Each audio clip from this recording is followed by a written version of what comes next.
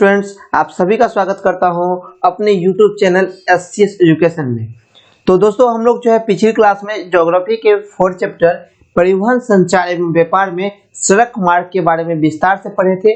आज के इस क्लास में हम लोग रेल मार्ग के बारे में पढ़ेंगे, वायु मार्ग के बारे में पढ़ेंगे और पाइपलाइन के बारे में पढ़ेंगे। और फिर हम लोग नेक्स्ट क्लास में जो हमारा कल होगा उसमें हम लोग संचार के बारे में पढ़ेंगे। तो चलिए हम लोग अपने क्लास को स्टार्ट करते हैं।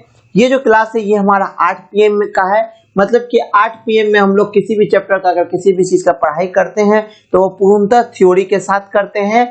और जो है हम लोग 3 बजे के PM में आप लोगों का टेस्ट लेते हैं। जो स्टूडेंट 3 PM में ज्वाइन होते हैं उसको इस क्लास के बारे में जानकारी दी जाती है। और अगर आप हमारे ग्रुप से ज्वाइन नहीं है तो हमारे ग्रुप से ज्वाइन हो जाए, वहाँ पर हमारे क्लास से सारे रिलेटेड आपको इन्फॉर्मेशन दी जाती है। तो साथ में अगर आप हमारे चैनल पर पहली बार आए होंगे तो चैनल को सब्सक्राइब कर दीजिएगा। और अगर इसका आपको PDF चाहिए तो आप इस नंबर पर मैसेज कीजिएगा। लेकिन मैं आप लोगों को बताना चाहता हूं कि PDF आप लोगों को इस क्लास के बाद नहीं, आपको पूरे सिलेबस एंड होने के बाद मिलेगा। और मैं उसी स्टूडेंट को दूंगा जो से मैं देख पा रहा हूं कि वो रेगुलर रहते हैं। तो ये हमारे लेक्चर का पार्ट 2 है। हम लोग कल इसके पार्ट 1 देखे थे। अगर आप लोग नहीं देखे तो आप लोग आई बटन या डिस्क्रिप्शन लिंक में लिंक है, आप लोग वहां से भी जाके देख सकते हैं। साथ में अगर आप लोग अभी तक क्रैश कोर्स का फॉर्म नहीं भरे तो नीचे डिस्क्रिप्शन लिंक में क्रैश कोर्स का फॉर्म दिया हुआ है, जो हमारा 1 अक्टूबर से चालू होने वाला है। तो आप लोग उसको भी ज्वाइन कर लेंगे, तो आप लोग उस क्लास को भी अटेंड कीजिएगा। इसके बारे में विस्तृत जानकारी हम लोग 3 बजे के टाइम में दे चुके थे। तो फिलहाल हम लोग इस क्लास को स्टार्ट करते हैं, जो आपका क्लास है ज्योग्राफी के 4 चैप्टर परिवहन, संचार एवं व्यापार का।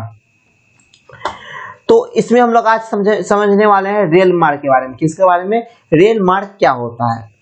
तो रेल मार्ग, भारत में रेल परिवहन का जो विकास हुआ 16 अप्रैल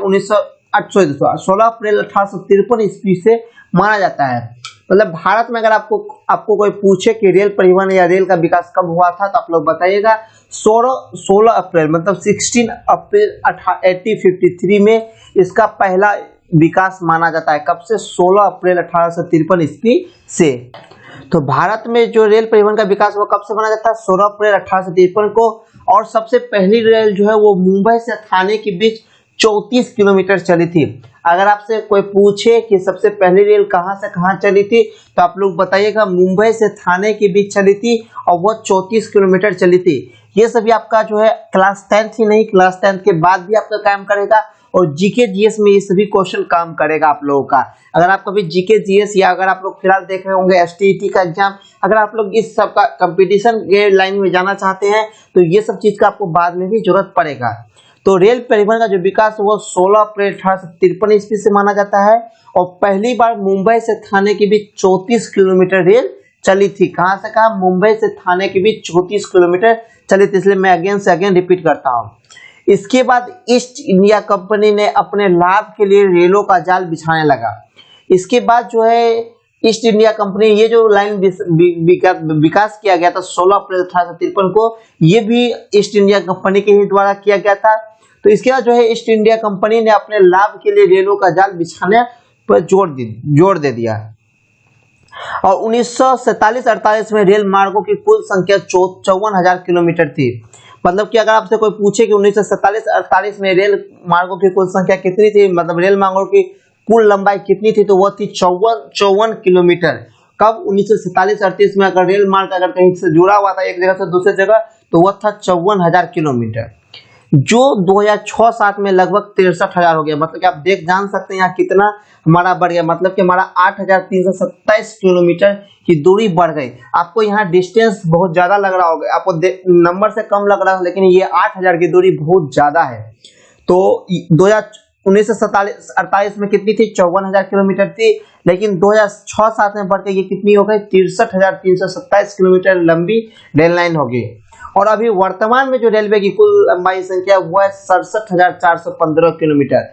अभी वर्तमान में अगर आपसे कोई पूछे, ये मैंने आप लोगों को नेट से सर्च करके यहाँ लिख दिया क्योंकि ये आपके बुक में नहीं है, क्योंकि आप लोग अभी वर्तमान में आ रहे हैं तो वर्तमान में भी आप लोगों का जानना जरूरी है। तो वर्तमान में जो भी कुल लंबाई है रेल मार्ग की वो है 67,415 किलोमीटर। मतलब इसके बाद भी 4,000 किलोमीटर की बढ़ोतरी हुई है। इससे पहले 2006-7 में 8 किलोमीटर, लेकिन अभी जो है 4000 किलोमीटर की बहुत बढ़ोतरी हुई है। तो ये इस स्लाइड में सबसे ज्यादा पॉइंट देने वाली जो बात है वो आपका है रेल परिवहन विकास, जो वो 16 अप्रैल 1853 ईस्वी को हुआ था। और सबसे पहली जो रेल है वो मुंबई से थाने के बीच 34 किलोमीटर चली थी, और जो ईस्ट इंडिया कंपनी के द्वारा किया गया था। तो चलिए अब हम लोग आप आगे बढ़ते हैं, और आगे अब हमारा नेक्स्ट स्लाइड में वो आपका रेल मार्ग के बारे में ही है। तो यहाँ आप लोग कुछ पॉइंट है जो आप लोग याद कीजिएगा। प्रशासनिक सुविधा के लिए भारतीय रेलवे को 16 क्षेत्रों में बांटा गया है। अगर आपसे कोई पूछे कि प्रशासनिक सुविधा के लिए भारतीय रेलवे को कितने जोन में बांटा गया, तो आप लोग बताइएगा 16 क्षेत्रों में बांटा गया है। और देश का सबसे बड़ा क्षेत्र जो है वो उत्तर रेलवे, और सबसे छोटा जो रेल है वो उत्तर पूर्वी सीमांत रेलवे है। मतलब प्रशासनिक सुविधा के लिए रेलवे को 18 जोन में बांटा गया है। मैं ये सभी जोन का नाम आप लोगों को पढ़ के बता देता हूँ। अगर आप लोगों के पास बुक है तो आप लोग बुक के 188 नंबर पेज को उल्टा के देखिएगा, आपको वहां मिल जाएगा। आप लोग वहां आपको रेलवे क्षेत्र मतलब रेलवे जोन और उसके बाद मुख्यालय का नाम दिया गया है। तो सबसे पहले सबसे बड़ा जो रेलवे क्षेत्र है वह है उत्तर रेलवे, और सबसे जो छोटा रेल है वह है उत्तर पूर्वी सीमांत। तो आप यहाँ देखिए उत्तर रेलवे, जिसका मुख्यालय कहाँ है, दिल्ली में, नई दिल्ली में। उसके बाद आता है हमारा पूर्व रेलवे, जिसका मुख्यालय है कोलकाता में। उसके बाद आता है हमारा पश्चिम रेलवे, जिसका हमारा है मुख्यालय है वह चर्चर गेट मुंबई में है। उसके बाद दक्षिण रेलवे है जिसका मुख्यालय चेन्नई में है। उसके बाद मध्य रेलवे जो मुंबई सेंट्रल में है। पूर्वोत्तर रेलवे जो गोरखपुर में है। पूर्व मध्य रेलवे जो हाजीपुर में, जो आप लोग अगर आप लोग पटना से बिलोंग करते हैं तो आप लोग वहां देखेंगे वहां लिखा रहता है पूर्व मध्य रेलवे। तो इसका जो मुख्यालय है वो कहाँ है, हाजीपुर में। तो वो हो गया हमारा पूर्व मध्य रेलवे। यही क्वेश्चन आप लोगों से बोर्ड एग्जाम में भी पूछता है कि पूर्व मध्य रेलवे का मुख्यालय कहाँ है, तो आप लोग बताइएगा हाजीपुर, जो हमारा बिहार में पड़ता है। उसके बाद आता है हमारा उत्तर पूर्वी सीमांत रेलवे, जिसका जो है मालीगांव गुवाहाटी में पड़ता है।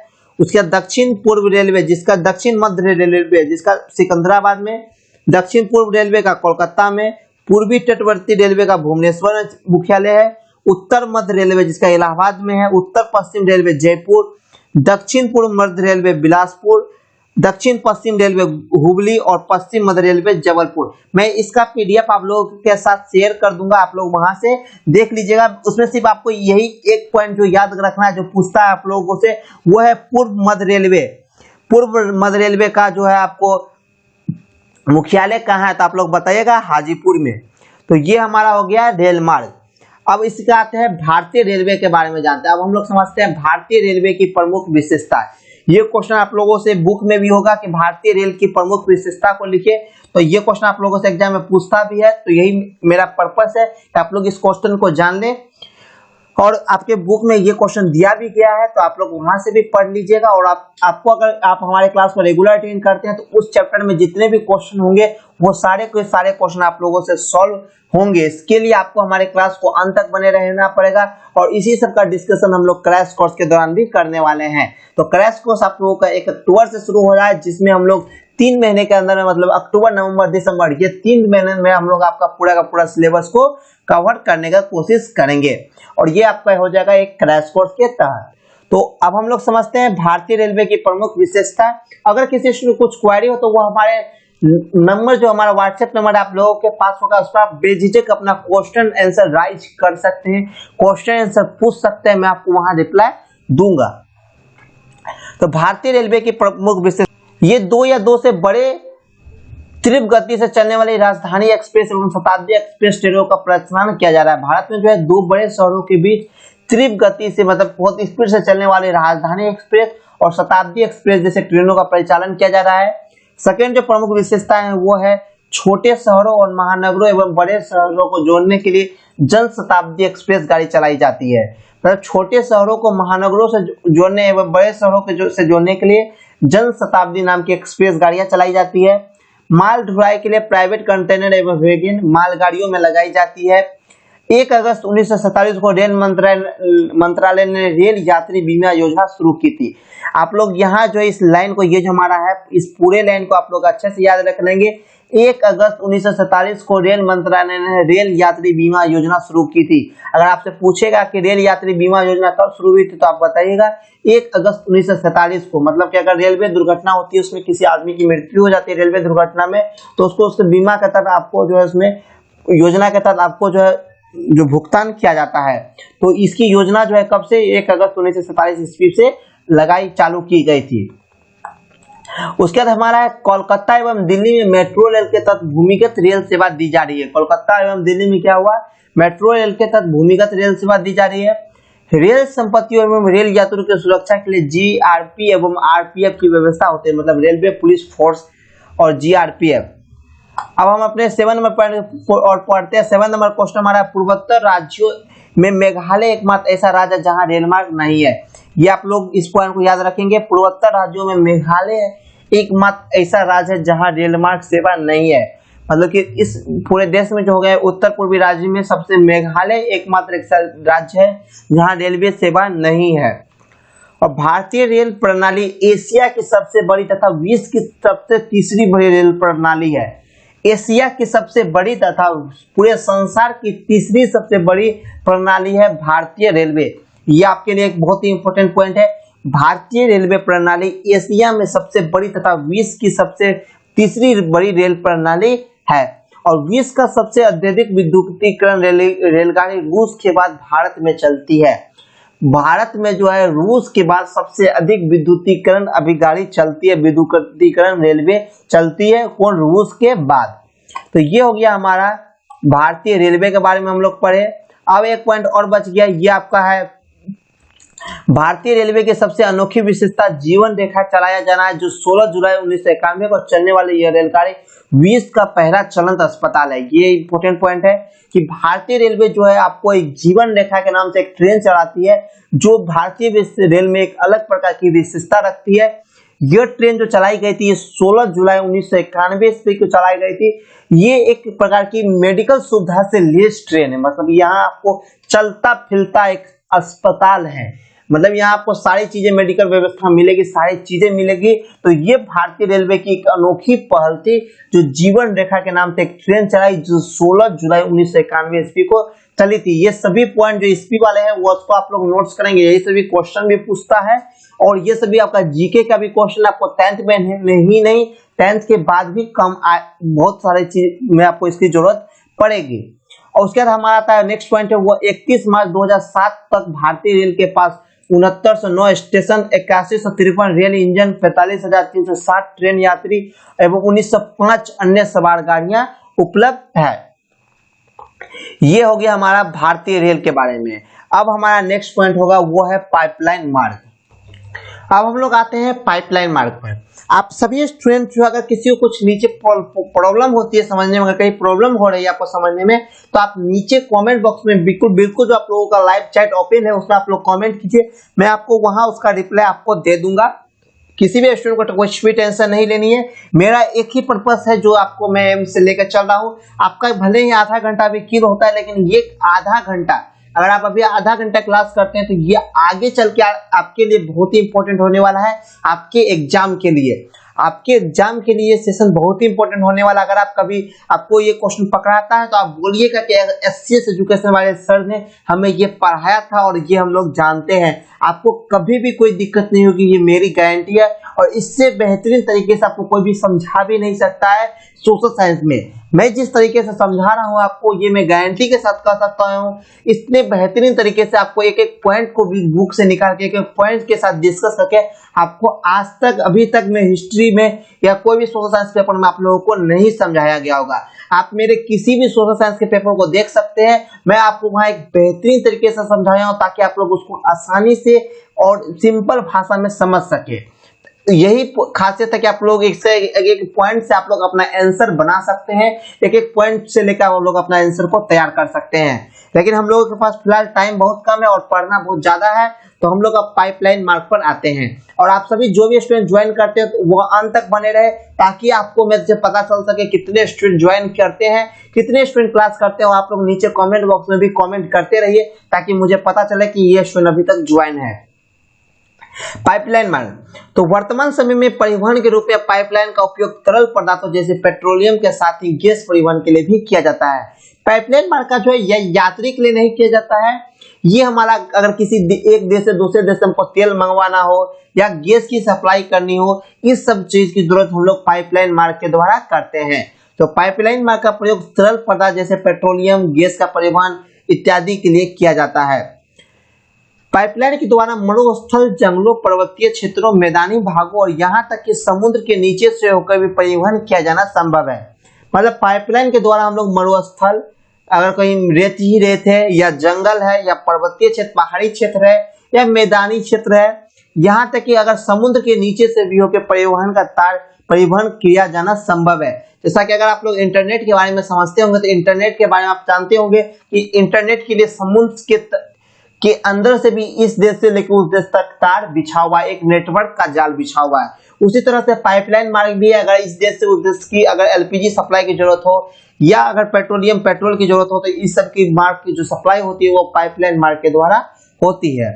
और 1985 ईस्वी में पाइपलाइन की जो कुल संख्या थी वो 65,035 किलोमीटर थी। 1985 में जो पाइपलाइन मार्ग की जो संख्या थी वो थी 6535 किलोमीटर और 2004 में यह बढ़ के 18,546 हो गई। 2004 में कितनी हो गई? 2004 में ये बढ़ के 18,546 किलोमीटर हो गई, जो 1985 ईस्वी में 6535 किलोमीटर थे। तो आप लोग अंदाजा लगा सकते हैं कि इसकी जो बढ़ोतरी हुई है वो 12,000 किलोमीटर हुई थी।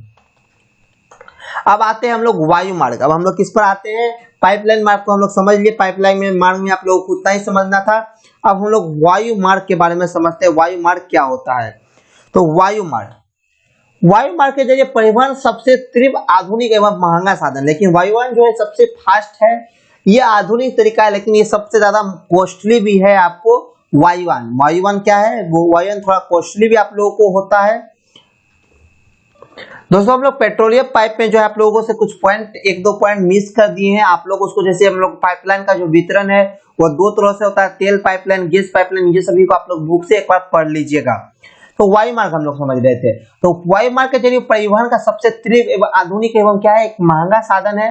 देश में वायु परिवहन का जो आरंभ हुआ था वो 1911 ईस्वी में इलाहाबाद से नैनी के बीच 10 किलोमीटर की छोटी सी दूरी से उड़ान हुआ था।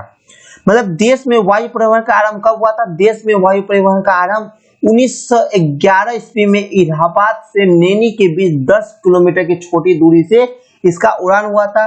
यह उड़ान डाक ले जाने के लिए किया गया था। ये जो उड़ान है, जो पहला उड़ान 1911 ईस्वी में इलाहाबाद से नैनी के बीच किया गया था, ये 10 किलोमीटर के लिए किया गया था और ये जो है उड़ान डाक ले जाने के लिए किया गया था। 1933 ईस्वी में इंडियन नेशनल एयरवेज की स्थापना की गई, जिसका मुख्यालय दिल्ली में बनाया गया। कब स्थापना की गई थी इंडियन नेशनल एयरवेज की? 1933 ईस्वी में इंडियन नेशनल एयरवेज की स्थापना की गई थी, जिसका मुख्यालय कहाँ है? दिल्ली में। और स्वतंत्रता प्राप्ति के समय मतलब 1947 के आरंभ तक देश में 21 विमान कंपनियां थी। कितनी थी?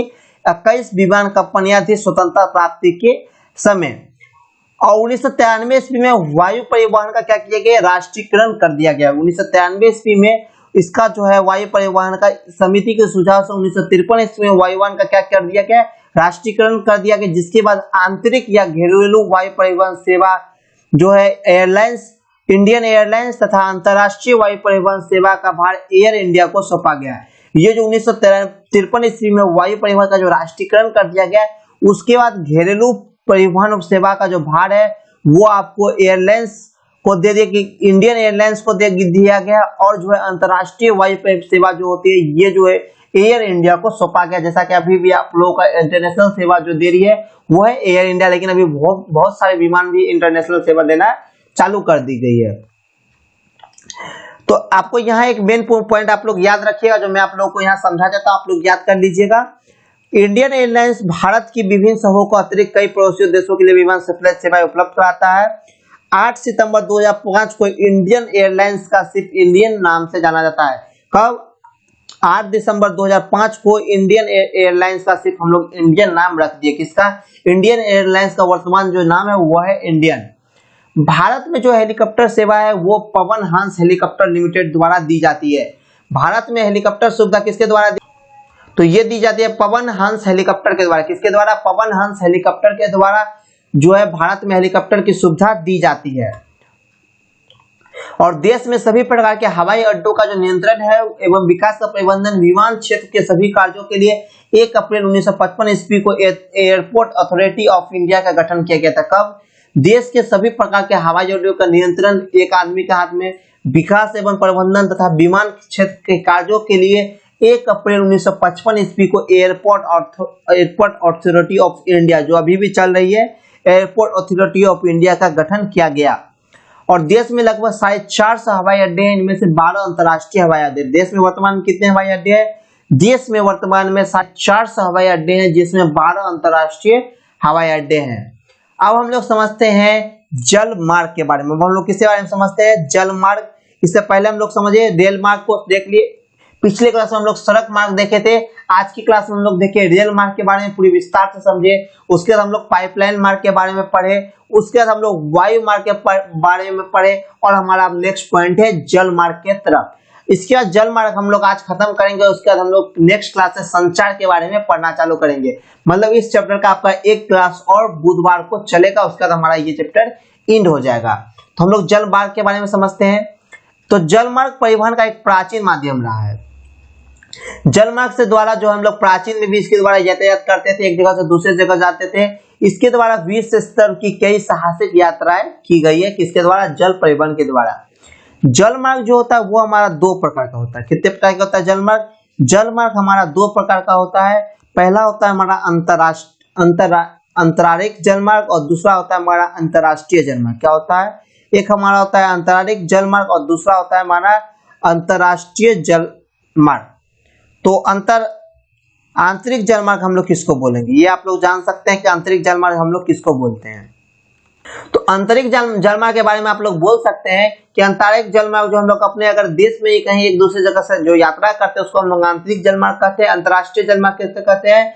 जब हम दूसरे देश में अपने जहाज को भेजते हैं वही जल मार्ग के द्वारा, इसको हम लोग अंतर्राष्ट्रीय जल मार्ग कहते हैं। और भारत के पास 75 से 17 किलोमीटर लंबा समुद्री उपलब्ध है, जिसमें 12.5 बड़े एवं 2 छोटे बंदरगाह विकसित किए गए हैं। भारत के 5 आंतरिक जलमार्गों का राष्ट्रीय जलमार्ग घोषित किया गया है। ये आपका इंपॉर्टेंट पॉइंट है। भारत के 5 जो है आंतरिक जलमार्ग, इसको क्या किया गया है? राष्ट्रीय जलमार्ग घोषित किया गया है। हम लोग ये जलमार्ग के बारे में जानते हैं, इसमें कौन कौन से जलमार्ग आते हैं। ये क्वेश्चन आप लोगों से पूछता है कि भारत के 5 आंतरिक जलमार्ग को राष्ट्रीयकरण कर दिया, उसका नाम लिखिए या आंतरिक जलमार्ग के बारे में लिखिए।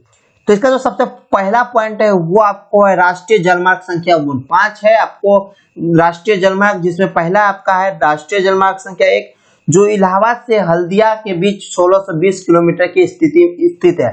मतलब राष्ट्रीय जलमार्ग जो संख्या पहला है वो इलाहाबाद से हल्दिया के बीच कितनी किलोमीटर में है? 1620 किलोमीटर में है। उसके दूसरा आता है हमारा राष्ट्रीय जलमार्ग। यह सदिया से धुबरी तक 891 किलोमीटर की लंबी है, जो ब्रह्मपुत्र नदी पर है। राष्ट्रीय जलमार्ग जो है वो ये 16 से 20 किलोमीटर की लंबाई में है। दूसरा जो है ये सदिया से धुबरी के बीच कितने किलोमीटर पर है? 891 किलोमीटर पर है, जो आपको ब्रह्मपुत्र नदी पर है। और इसका उपयोग भारत और बांग्लादेश साझेदारी से करते हैं। इस जो रेल जल मार्ग है इसका प्रयोग भारत और बांग्लादेश किसके द्वारा करते हैं? आपसी साझेदारी से करते हैं। अब हमारा राष्ट्रीय जलमार्ग संख्या 3 है, जो कोलम से कट्टापुरम 2005 किलोमीटर लंबा है। यह जलमार्ग चंपाकारा तथा नगर उद्योग मंडल नहरों से पश्चिमी तट से नहर पर विकसित है। उसके बाद आता है राष्ट्रीय जलमार्ग संख्या 4। यह गोदावरी कृष्णा नदियों के सहारे 10 से 95 किलोमीटर का लंबा फैला जलमार्ग है। राष्ट्रीय जलमार्ग संख्या जो 4 है यह गोदावरी कृष्णा नदियों के सहारे 10 से 95 किलोमीटर में फैला लंबा जलमार्ग है। अब पांचवा आता है हमारा राष्ट्रीय जलमार्ग संख्या 5। यह जलमार्ग उड़ीसा राज्य के ईस्ट कोस्ट कनाल, मताई नदी, ब्रह्मपुत्र नदी एवं महानदी नदी डेल्टा के सहारे 623 किलोमीटर की लंबाई में विकसित किया गया। तो ये था हमारा राष्ट्रीय जलमार्ग संख्या 5। तो आप लोग जो स्टूडेंट स्क्रीनशॉट लेना चाहते हैं वो इस पीडीएफ का एक बार स्क्रीनशॉट ले लें, क्योंकि हमारा पीडीएफ भर चुका है। अब हम लोग अपने नेक्स्ट पार्ट की ओर बढ़ते हैं। तो हम लोग अब आज की क्लास को हम लोग यही रखते हैं, जिसमें हम लोग क्या सब पढ़े आज की क्लास में। आज की क्लास में हम लोग पढ़े रेल मार्ग के बारे में पढ़े, पाइपलाइन मार्ग के बारे में पढ़े, वायु मार्ग के बारे में पढ़े और जल मार्ग के बारे में पढ़े। मतलब कि आज की क्लास में हम लोग टोटल 4 जो है मार्ग के बारे में पढ़े हैं। तो ये चारों मार्क आप लोग अच्छे से याद कर लीजिएगा, ये चारों मार्क आपके लिए इंपॉर्टेंट है। तो साथ में मैं आप लोगों को बता देता हूँ, कल आपको इस चैप्टर का आखिरी क्लास है जिसमें लोग संचार, इसकी सुविधा, अंतरराष्ट्रीय व्यापार, ये तीनों टॉपिक के बारे में कल डिस्कस करेंगे। किसके बारे में? संचार के बारे में, क्या संचार की सुविधा है, और अंतरराष्ट्रीय व्यापार क्या है, ये सब के बारे में हम लोग डिस्कस कल के क्लास में करेंगे। तो अगर आपको ये वीडियो अच्छी लगती है तो वीडियो को लाइक कर दीजिएगा। जो स्टूडेंट क्लास को अंत तक देखते हैं वो एक बार अपना प्यारा सा कमेंट कर दीजिएगा।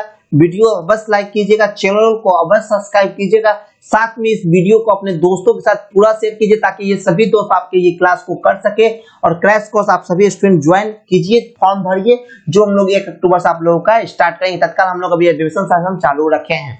तो चलिए दोस्तों, मिलते हैं कल एक नेक्स्ट क्लास में। उससे पहले कल हम लोग का 2 क्लास है, तो पहला 3 PM में और दूसरा हमारा 8 PM में। तो सबसे पहले हम लोग 3 PM में मिलेंगे, उसके बाद हम लोग 8 PM में मिलेंगे। तो मिलते हैं दोस्तों कल फिर, तब तक के लिए बाय।